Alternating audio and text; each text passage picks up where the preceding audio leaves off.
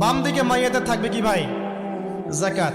তারপরে পায়ের দিকে চলে আসবে তার আত্মীয়তার সম্পর্ক রক্ষার ইবাদত, তার এই যে অন্যান্য দান সদকা, তার নফল আমল, তার তাসবিহ তাহলিল, তার কোরআন তেলাওয়াত ইত্যাদি পায়ের দিকে চলে আসবে। এখানে একটা হাদিস এসেছে, সূরাতুল মুলক যে ব্যক্তি রাতের বেলা তেলাওয়াত করবে, কোন সূরা ভাই? তাবারাকাল্লাযী বিয়াদিহিল মুলক ওয়া হুয়া আলা কুল্লি শাইইন কাদির। এই সূরা যে ব্যক্তি রাতের বেলা করে তেলাওয়াত করবে, ইনশাআল্লাহ সূরা মুলকও কবরে তার সাথে থাকবে এবং কবর আযাব থেকে সূরা মুলক তাকে বাঁচাবে ইনশাআল্লাহ। আমি বুঝাচ্ছি যে কি অবস্থাটা হবে। এবার দুজন ফেরেশতা মাথার দিক থেকে আসবেন, আসতে চাইবেন, সালাত বলবে এখান দিয়ে আসা যাবে না, এদিক দিয়ে আসা যাবে না। ডান দিক দিয়ে আসতে চাইবেন, এদিক দিয়ে আসা যাবে না। বাম দিক দিয়ে আসতে চাইবেন, যাকাত বলবে এদিক দিয়ে আসা যাবে না। পায়ের দিক দিয়ে আসতে চাইবেন, আমলগুলো বলবে এদিক দিয়ে আসা যাবে না। তখন যাই হোক তারা আসবেন। এটা তাদের এটা কথা কি? এটা কথাটা হচ্ছে যে সলাতের গুরুত্ব, মানে সে সলাত আদায় করেছে, সে আমার হক আদায় করেছে, আমি তার পক্ষে আছি, এটা পক্ষে বোঝাচ্ছে। রোজা বলবে আমি ওর পক্ষে আছি, তাকে আপনি কোনো শাস্তি দিবেন না, আমি তার পক্ষে আছি।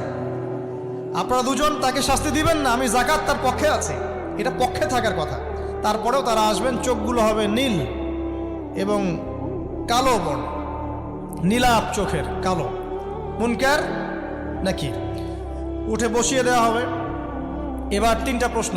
প্রথমে প্রশ্ন হচ্ছে কি, মান রব, তোমার রবকে? তখন মুমিন বান্দা বুক ফুলিয়ে বলবে রব্বি আল্লাহ, আমার রবকে আল্লাহ। পৃথিবীতে যে ব্যক্তি আল্লাহর সাথে শিরিক করে নাই, আল্লাহ তাওহীদের উপর থেকেছে এবং তার উপরে মৃত্যুবরণ করেছে, ইনশাআল্লাহ সে ব্যক্তি এর উত্তর নির্দ্বিধায় দিতে পারবে ইনশাআল্লাহ। আর দুনিয়াতে যে বা যারাই আল্লাহর সাথে শিরিক করবে, আল্লাহর সাথে শিরকের পাপে লিপ্ত হবে, ওই অবস্থায় মারা যাবে, তাওহীদের উপর থাকবে না, কোশ্চিনকালেও মান রব্বুক উত্তর দিতে পারবে না। তারপরে প্রশ্ন হয়ে যাবে মা দীনুক, তোমার দিন কি ছিল? মুমিন বান্দা উত্তর দিবে কি, দিন ইয়াল ইসলাম, আমার দিন ছিল ইসলাম। এখানে শুনে রাখেন, পৃথিবীতে যারা ইসলামকে পরিপূর্ণরূপে পালন করবে তারাই এই উত্তর দিতে পারবে ইনশাআল্লাহ।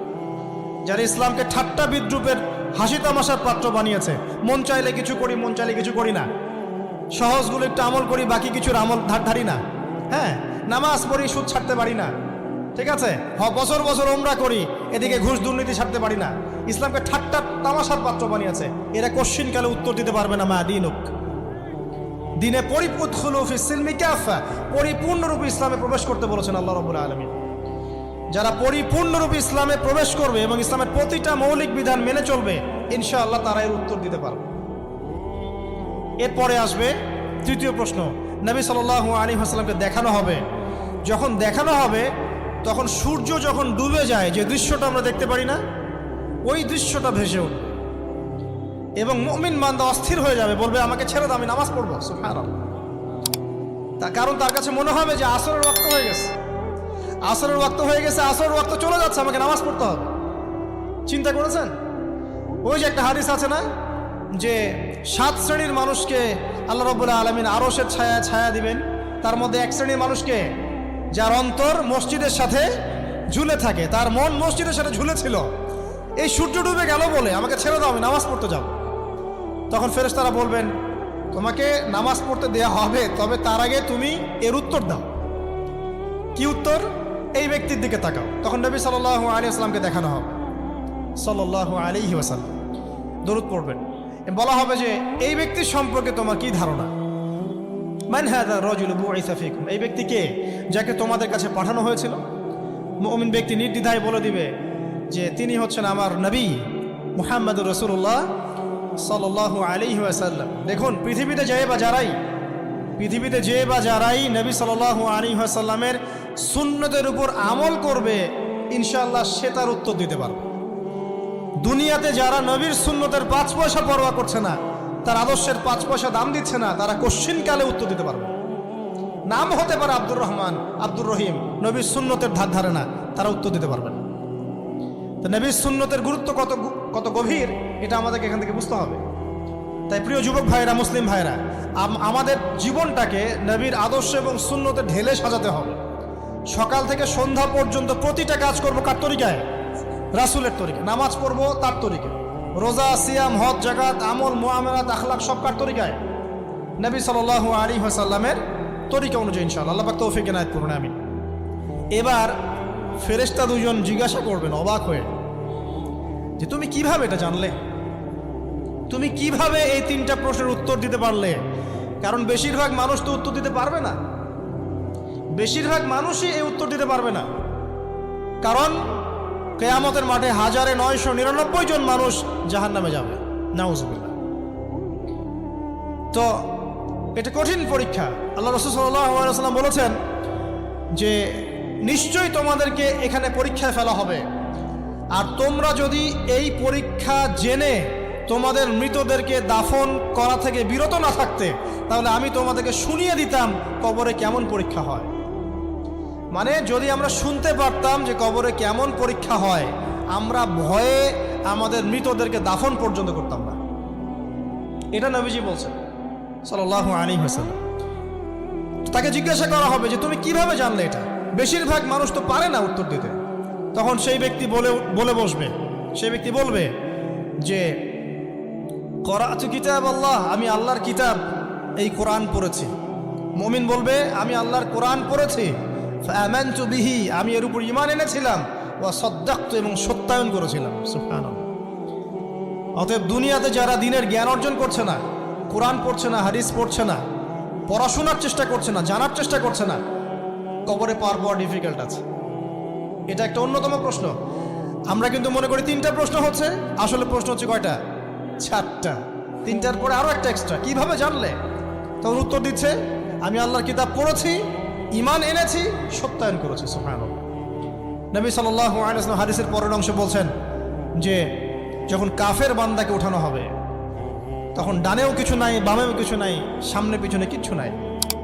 মাথার দিক থেকে ফেরেশতারা চলে আসবেন, উঠিয়ে বসানো হবে, প্রশ্ন করা হবে কে তোমার রব? একটাই উত্তর, লা আদরি, আমি জানি না। নাউজুবিল্লাহ। কি তোমার দিন? লা আদরি, আমি জানি না। এই যে আল্লাহর তো খবর নাই, আল্লাহ পাকের বিধান মেনে চলার কোনো খবরই নাই, পরোয়াই নাই। সে জানবে কিভাবে ইসলাম কি জিনিস? সে জানবে কিভাবে আল্লাহ কি জিনিস? ও তো আল্লাহকে চিনেই না। দিব্যি বলে বেড়াচ্ছে মহাবিশ্ব সৃষ্টি হয়েছে বিগ ব্যাং থেকে, আল্লাহ বলে কেউ নাই। মানুষ সৃষ্টি হয়েছে বান্দর থেকে, নাউজুবিল্লাহ। ওই যে ডারউইনের মতবাদ, কি থিওরি অফ এভলিউশন নাকি?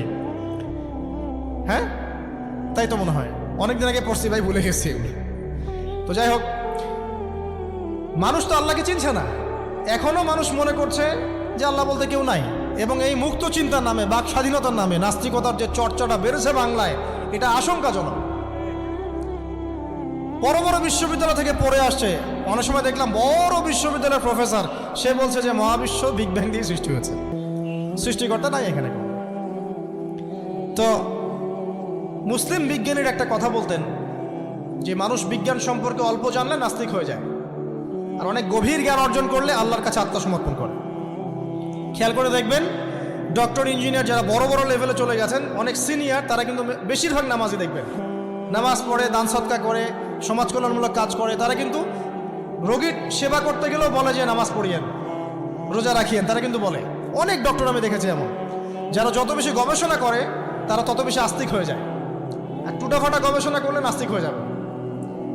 কত প্রশ্ন, ইসলামের এটা কেন, ওইটা কেন, ইসলামে বহুবিবাহ কেন, হ্যাঁ, ইসলামে কি পর্দার বিধান কেন, তারপর ইসলামে এত রেস্ট্রিকশনস, এত বাইন্ডিংস কেন, হ্যাঁ, স্বাধীনতা নাই কেন, কত প্রশ্ন। ইসলামের এগেনস্টে কত তীর এখন ছোড়া হচ্ছে।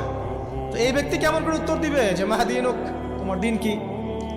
আল্লাহর দিকে কত প্রশ্ন ছোড়া হচ্ছে, কত শিরকের পাপ আমরা করছি। অনেক সময় মুসলিম হয়েও শিরকের পাপ করছি। কিভাবে উত্তর দিবে? মান রব্বুক। 3 নম্বর প্রশ্ন যখন করা হবে, এই ব্যক্তিকে দেখো দেখি, সে বলবে যে আমি জানি না এই ব্যক্তিকে, তবে শুনেছিলাম, মানুষের মুখে শুনেছিলাম, মানুষ যা বলতো আমি তাই বলতাম। মানে সে রাসূল সাল্লাল্লাহু আলাইহি ওয়াসাল্লামের নাম শুনেছিল হয়তোবা, কিন্তু তার সুন্নত বা আদর্শ কখনো মেনে চলে নাই, পারল না। এবার জান্নাতি ব্যক্তি হলে কি হতো?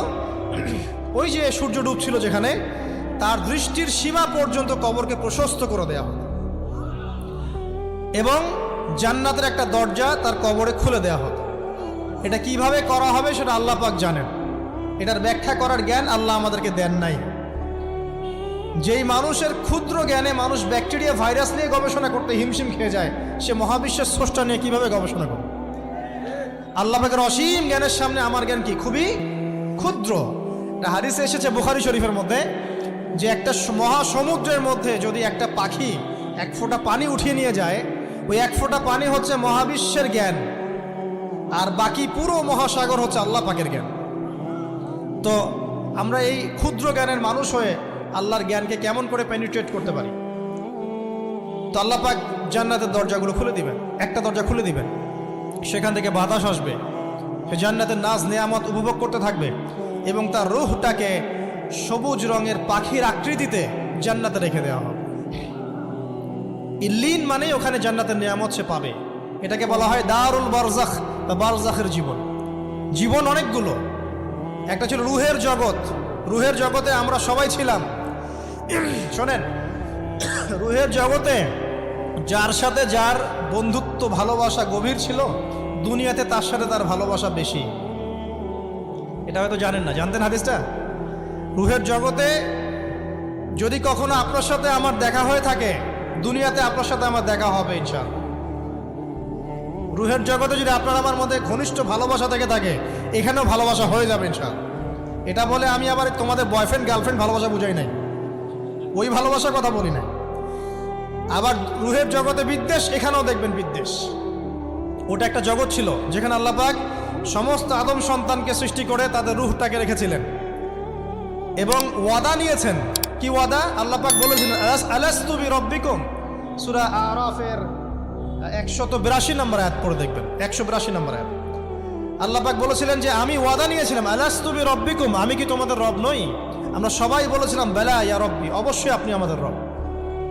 দুনিয়াতে এসে আমরা ভুলে গেছি। এই ভুলে যাওয়াটা মনে করায় দেওয়ার জন্যই আল্লাহ পাক আসমানে কিতাব নাজিল করেন, নবী রাসূল পাঠান, আমাদের কান পর্যন্ত ইসলামের দাওয়াত পৌঁছে দেন, যাতে আমরা মনে করতে পারি।